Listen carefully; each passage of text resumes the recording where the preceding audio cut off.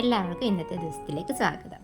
ഇന്ന് നമ്മൾ നമ്മുടെ മുറ്റത്തുണ്ടായ ഈ വലിയൊരു ചേമ്പിൻ താള് വെട്ടിയെടുത്ത് അത് തോരനുണ്ടാക്കാൻ പോവുക. ഇത്രയും വലിയ ചേമ്പ് ഞാൻ ആദ്യമായിട്ടാണ് കാണുന്നത്. എപ്പോഴും കടയിൽ നിന്നൊക്കെ വാങ്ങാതെ ഇടയ്ക്കിടയ്ക്ക് ഇങ്ങനെ മുറ്റത്തുള്ള ചേമ്പിൻ താളൊക്കെ എടുത്ത് കറിയൊക്കെ വെച്ചാൽ നല്ലത് കേട്ടോ.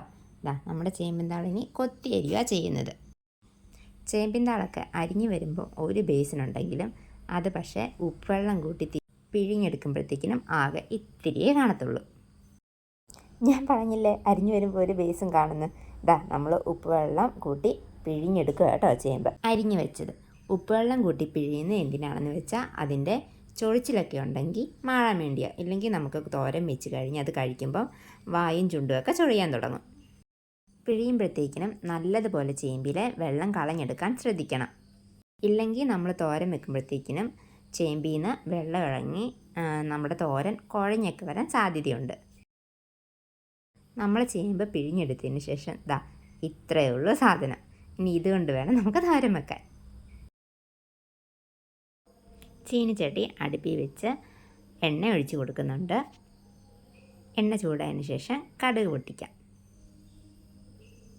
കടുക് പൊട്ടിയതിന് ശേഷം കറിവേപ്പില, വറ്റൽമുളക് ഇതിട്ട് നല്ലപോലെ വഴറ്റി കൊടുക്കാം. ഇതിലേക്ക് ചുരണ്ടിയ തേങ്ങ, സവോള അരിഞ്ഞത്, പച്ചമുളക് അരിഞ്ഞത് ഇവയെല്ലാം ഇട്ട് ഒന്ന് ചൂടാക്കിയെടുക്കണം.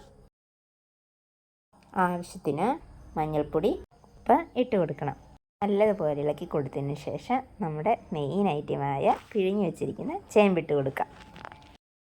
ഇട്ട് കൊടുത്തതിന് ശേഷം നല്ലതുപോലെ ഇളക്കി കൊടുക്കണം. ഇതിന് വെള്ളം തളിച്ച് വെള്ളം ഒഴിച്ചോ വേവിക്കേണ്ട ആവശ്യമില്ല.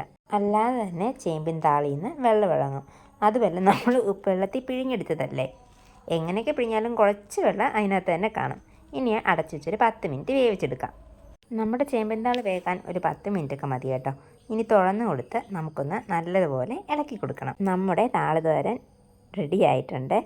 താള് തോരൻ ഉണ്ടാക്കാത്തവരായിട്ട് ആരെങ്കിലും ഉണ്ടെങ്കിൽ ഇങ്ങനെ ഒന്ന് ഉണ്ടാക്കി നോക്കണേ. താള് തോരൻ്റെ ടേസ്റ്റ് സൂപ്പറാട്ടോ.